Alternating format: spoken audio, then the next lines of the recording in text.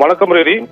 அதாவது வேலூர் மாவட்டம் பள்ளிகொண்டா காவல் நிலைய எல்லைக்குட்பட்ட அணைக்கட்டு அடுத்த குச்சிப்பாளையம் பகுதியைச் சேர்ந்தவர் பழனி. இவரது மனைவி பவித்ரா 2015ஆம் ஆண்டு காணவில்லை என்ற ஒரு புகாரின் அடிப்படையில் பள்ளிகொண்டா காவல் நிலைய ஆய்வாளர் மார்டின் பிரேம்ராஜ் பவித்ரா காணாமல் போன அந்த புகாரின் சம்பந்தமாக விசாரணை மேற்கொண்டு வந்தார். அப்போது இந்த புகாரின் அடிப்படையில் ஆம்பூர் பகுதியைச் சேர்ந்த சமீல் அகமது என்கிற வாலிபரை அழைத்துச் சென்று காவல் நிலையத்தில் வைத்து விசாரணை மேற்கொண்டார். அப்போது அவருக்கு உடல்நலக் குறைவு ஏற்பட்டது. இதன் தொடர்ச்சியாக அவர் சென்னை தலைமை அரசு மருத்துவமனை சென்று அங்கு சிகிச்சை பெற்று வந்த நிலையில சிகிச்சை பலனின்றி சமீல் அகமது இறந்துவிட்டார்.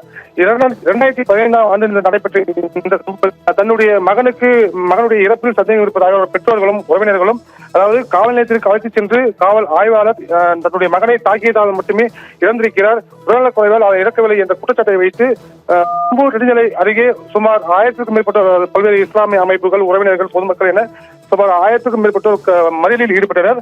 அந்த மறியலானது வாக்குவாதத்தில் காவல்துறைக்கும் பொதுமக்களுக்கும் வாக்குவாதம் முற்றி அது கலவரமாக மாறி அப்போது அங்கிருந்த காவல்துறை சார்ந்த வாகனங்கள், அருகாமையில் இருந்த கடைகள், தனியார் மருத்துவமனைகள், பேருந்துகள் என பெரும் சேதத்தை உருவாகும் வகையில் கலவரம் ஏற்பட்டது. அப்போது சுமார் 70க்கும் மேற்பட்ட காவலர்கள் கூட படுகாயம் அடைந்தனர். இந்த கலவரம் சம்பந்தமாக அப்போது 191 பேர் மீது பேரை கைது செய்து சேலம் மற்றும் வேலூர் மத்திய சிறையில் அடைக்கப்பட்டனர். அதன் பின்பு ஒரு சிலர் விடுவிக்கப்பட்டு அதன் பின்பு 138 பேர் மீது வழக்கு பதிவு செய்து 7 பிரிவின் கீழ் வழக்கு பதிவு செய்து அந்த வழக்கானது தொடர்ச்சியாக விசாரணை நடைபெற்று வந்தது. தற்போது அனைவரும் ஜாமீனில் வெளியே உள்ள நிலையில நேற்றைய முன்தினம் திருப்பத்தூர் ஒருங்கிணைந்த நீதிமன்றத்தில் இது சம்பந்தமான தீர்ப்பு வெளியாகும் என்று எதிர்பார்க்கப்பட்டது.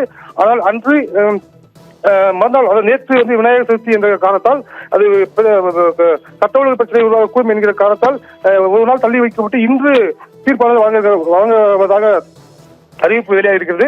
இன்னும் சற்று நேரத்தில் அதாவது 12 மணிக்கு மேலாக அந்த தீர்ப்பானது வெளிவரக்கூடிய சூழ்நிலை உள்ளது. தற்போது நேற்று முன்தினம் குவிக்கப்பட்ட காவல்துறையை போல இன்று காவல்துறை யாரும் குவிக்கப்படவில்லை.